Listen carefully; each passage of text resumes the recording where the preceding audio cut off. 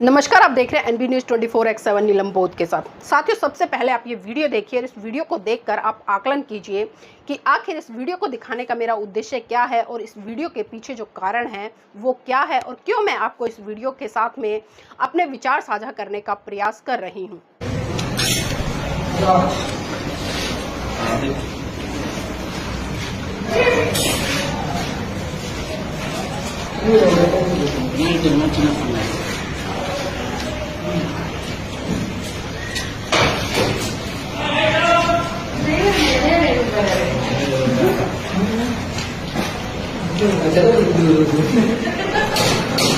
तो साथियों, आप सबने ये वीडियो देखा और इस वीडियो को देखकर आपके मन में तरह तरह के विचार आए होंगे और तरह तरह के विचारों ने आपके जहन में उत्पत्ति की होगी और उन्हीं उत्पत्ति ने आपके विचारों को अलग अलग तरीके से सोचने के लिए मजबूर कर दिया होगा। जी हाँ साथियों, ये वही लोग हैं जो लगातार धर्म के ठेकेदार बनते हैं, जो लगातार लोगों को धर्म सिखाते हैं, जो लगातार जब नवरात्रे आते हैं, जब 9 दिन के पूजा पाठ या व्रत ये लोग करते हैं, तो तभी ये लोग लोगों को ये कहते नजर आते हैं कि आप ये मत खाइए, ये मत खाइए, ये पहनिए, इस तरह के वस्त्र पहनिए, इस तरह का कलर पहनिए, तभी आपका कल्याण हो पाएगा। लेकिन साथियों, जब अपने खुद के ऊपर आती है, अपनी भोग विलासता की बारी आती है, अपने मन को कंट्रोल करने की बारी आती है, तो तब ये लोग अपने चित्त पर बिल्कुल भी काम नहीं करते, अपने मन को बिल्कुल भी साधने का काम नहीं करते, बल्कि भौतिकवाद की चकाचौंध में फंसकर अपनी जीभ के स्वाद के लिए ये लोग मुर्गे का भी सेवन कर लेते हैं, यानी कि मांस का भी सेवन कर लेते हैं। अब देखिए, इन लोगों का दोहरा चरित्र क्या है कि मैं करूं तो रासलीला और दूसरा करे तो कैरेक्टर ढीला। और साथ ही जो मैंने ये बात कही है 100% सत्य और सटीक इन लोगों पर बैठती है, क्योंकि अपने लिए कुछ और मापदंड और दूसरों के लिए कुछ और मापदंड, दूसरों को संदेश देने वाले ये लोग, दूसरों को उपदेश देने वाले ये लोग, दूसरों को धर्म की सीख देने वाले ये लोग अब क्या कहेंगे। अब आप इनसे ही पूछिए कि कितने मजे से ये चिकन खा रहे हैं, कितने मजे से बिरयानी खा रहे हैं, कितने मजे से उस हड्डी पे से मांस छुटा छुटा कर ये खा रहे हैं। अब इन्हें आप क्या कहेंगे, आप खुद सोचिएगा। और जो कहते हैं कि जो लोग मांस खाते हैं वो अपवित्र होते हैं, वो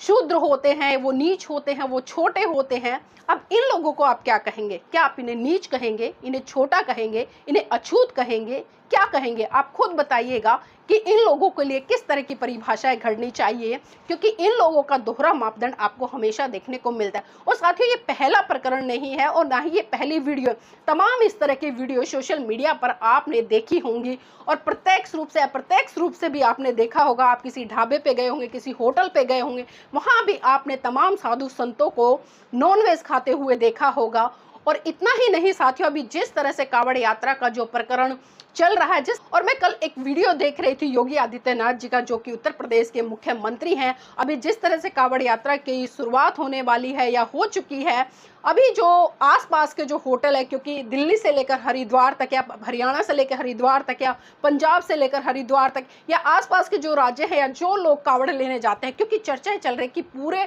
भारत देश में कम से कम 10-12 करोड़ लोग कांवड़ यात्रा लेने जाते हैं। इतने बड़े स्तर पर लोगों की व्यवस्था करना, इतने बड़े स्तर पर श्रद्धालु का ध्यान रखना ताकि उनकी पवित्रता बनी रहे, उसका विशेष करके उत्तर प्रदेश की सरकार ख्याल रख रही है। और उसी कड़ी में साथियों, जिस तरह से एक सर्वे कराया गया, जो मेन हाईवे पे जो ढाबे हैं या होटल है जो बने हुए हैं, उनका सर्वे कराया गया, तो बहुत सारे ऐसे ढाबे मिले जो पंजाबी ढाबे के नाम से, जो वैष्णो ढाबे के नाम से, जो वैष्णो होटल के नाम से, जो शाकाहारी होटल के नाम से हैं। लेकिन जब उनका सही सर्वे हुआ तो वहां पर निकल कर आया कि वहां पर लोग नॉन वेज का भी इस्तेमाल करते हैं और नॉन वेज भी खुले तौर पर खाते हैं। तो इसी कड़ी में उत्तर प्रदेश सरकार ने उन होटलों को बंद करने का भी निर्णय लिया है। और कई होटलों पे तो ऐसा हुआ है कि मुस्लिम समाज के लोग होटल चला रहे हैं और उसका नाम हिंदू धर्म के देवी देवताओं या हिंदू धर्म के लोगों के ऊपर रखा हुआ है। तो इसको लेकर बड़ी नाराजगी कल उत्तर प्रदेश के जो माननीय मुख्यमंत्री हैं उनकी मिली और तमाम सामाजिक संगठन के लोगों की मिली। और यहाँ तक कि बहिष्कार भी बहुत सारे लोगों ने किया कि इन ढाबों को या इन होटलों को यहाँ पर बंद कराया जाए। और अभी जिस तरह से कांवड़ यात्रा हो रही है, तो लोगों के शुद्ध भोजन है उसका ध्यान रखा जाए और पवित्रता के साथ में उनका भोजन परोसा जाए। साथ ही चलिए, मैं आपकी बात मान लेती हूँ, लेकिन अब मेरे कुछ सवाल हैं माननीय योगी आदित्यनाथ जी से या हिंदू संगठन के तमाम साधु संतों से, या जो उत्तर प्रदेश में अभी जिनके पास में ये जिम्मेदारी लगी है हरिद्वार की यात्रा की, कांवड़ यात्रा की, जिस तरह से व्यवस्था बन रही है, तो एक बात बताइए, तमाम वीडियो सोशल मीडिया पर ऐसी वायरल होती हैं जब आपके ही, जिन्हें आप भोले बाबा कहते हैं, जिन्हें आप भोले कहते हैं, जिन्हें आप भोली कहते हैं, जिन्हें आप शंकर कहते हैं, मैं उन लोगों की बात कर रही हूँ जो कावड़ लेने जाते हैं। आप इनको अलग अलग नामों से पुकारते हैं, आप इनके पैर छूते हैं जब तक कावड़ यात्राएं निकलती हैं, आप इनको फूलों की मालाएं पहनाते हैं, इनके छालों पे मरहम लगाते हैं, और जब ये रुकते हैं तो मैंने बहुत सारे लोग ऐसे देखे हैं कि पैर भी दबाते हैं। लेकिन यही भोले, यही भोली, यही बाबा नशे में धुत भी नजर आते हैं। कोई भांग पीता है, कोई सिगरेट पीता है, कोई दारू पीता है, कोई चरस खाता है, कोई गांजा खाता है, इस तरह के नशे भी ये लोग करते हैं। तो तब उनकी पवित्रता कहाँ चली जाती है, या आपकी पवित्रता कहाँ चली जाती है? आप एक तरफ तो धर्म का ढोंग कर रहे हैं, एक तरफ तो आप धर्म यात्रा के नाम पर जिस तरह से लोगों के ढाबे या दुकानें हैं या होटल है उनको बंद करने की बात कर रहे हैं या उनका विरोध कर रहे हैं, लेकिन आप कम से कम वहाँ पर जाने वाले लोगों को ये भी बता दीजिए कि आप धूम्रपान ना करें, आप बीड़ी ना पिए, सिगरेट ना पिए, तंबाकू ना खाएं, गुटखा ना खाएं, और जो नशा, जो भी जिस तरह का नशा होता है उसका सेवन ना करें। और एक बात मैं तमाम भोले के भक्तों से भी पूछना चाहूँगी साथियों, क्योंकि पिछले साल भी कई वीडियो इस तरह की वायरल हुई जब हमने देखा कि कुछ लोग अपने माता पिता, बुजुर्ग माता पिता को, जिनकी उम्र किसी की 60 साल थी, किसी की 70 साल थी, किसी की 80 साल थी, मतलब श्रवण कुमार की संख्या दी गई उन लोगों को जो अपने कंधे पर अपने एक तरफ माता को टोकरी में बिठाकर, एक दूसरी तरफ अपने पिता को टोकरी में बिठाकर वो कावड़ लेने जा रहे हैं। अब उनसे एक सवाल है मेरा, और मैंने पिछली बार भी ये वीडियो बनाया था कि बुजुर्ग व्यक्तियों को इतनी गर्मी में, इतनी धूप में, बारिश का मौसम होता है, सफोकेशन बहुत ज़्यादा होती है, तरह तरह की बीमारियां इस मौसम में पनपती है क्योंकि पूरा का पूरा मौसम इस समय चेंज होता है। तो आप अपने माँ बाप को किस तरह की सुखद अनुभूति के लिए, किस तरह की भक्ति के लिए, किस तरह के दर्शन के लिए, किस तरह से भगवान की आस्था में जोड़ने के लिए उन्हें आप इतनी दूर दूर 200-200, 300-300 किलोमीटर, 400-400 किलोमीटर अपने कंधे पर लाद कर ले जाते हैं? आप एक बार उन माँ बाप से भी पूछिए कि जो आलती पालती मार कर उस छोटे से टोकरे में बैठते हुए कभी इधर मुड़ते हैं, कभी इधर मुड़ते हैं, कभी हाथ दबाते हैं, कभी पैर खोलते हैं, मतलब कितना शारीरिक पीड़ा आप उन लोगों को दे रहे हो। तो बताइए, क्या इस तरह की शारीरिक पीड़ाएं देकर आप अपने घर के जो बड़े बुजुर्ग हैं उनको,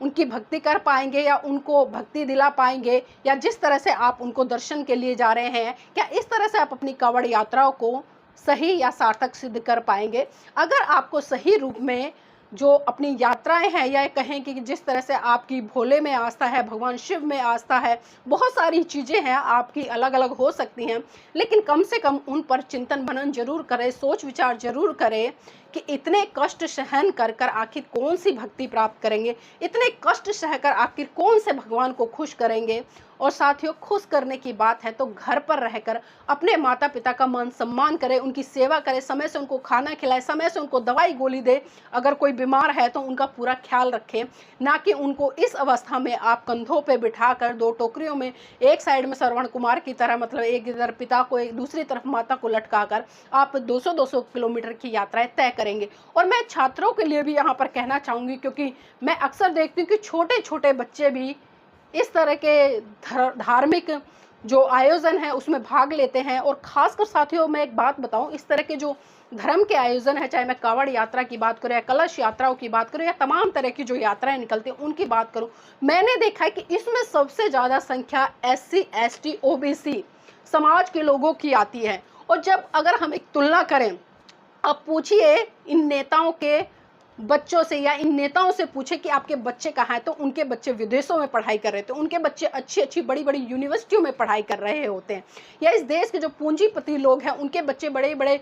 यूनिवर्सिटियों में, बाहर विदेशों में पढ़ाई करते हैं, और उनके बच्चे कभी कावड़ लेने नहीं जाते। लेकिन ये कावड़ उठाने का जो बोझ है वो सिर्फ आपके ऊपर ही इन धर्म के ठेकेदारों ने लाद दिया है, और आपको धर्म का इतना डर दिखा दिया है कि आप अपने बच्चों की एजुकेशन को छुड़वाकर, उनकी शिक्षा को छुड़वाकर आप उनको कई दिन के लिए उनको कावड़ यात्रा लेने के लिए पैदल भेज देते हैं, चाहे बच्चा कितना ही बीमार हो, कितनी ही परेशानियां उसे उठानी पड़े। तो साथियों एक बार जरूर सोचिएगा, क्योंकि भविष्य आपका है, आपके बच्चों का है। ना तो कोई आपको ये धर्म के ठेकेदार मुक्ति दिला पाएंगे और ना ही आपकी गरीबी ये दूर कर पाएंगे। क्योंकि आप कैलकुलेट कीजिए, जब आप एक गरीब व्यक्ति कावड़ लेने जा रहा है तो वो 10-12 दिन अपना काम छोड़ रहा है, अपने परिवार को छोड़ रहा है, और जो 10-12 दिन काम छोड़ रहा है उसका नुकसान कितना परिवार वालों को होता है। आपके पीछे कोई हारी बीमारी हो जाए, कौन उस परिवार को लेकर भागेगा? कभी आपने सोचा है? या वो धर्म के ठेकेदार या जिन लोगों के कहने पर आप जा रहे हो,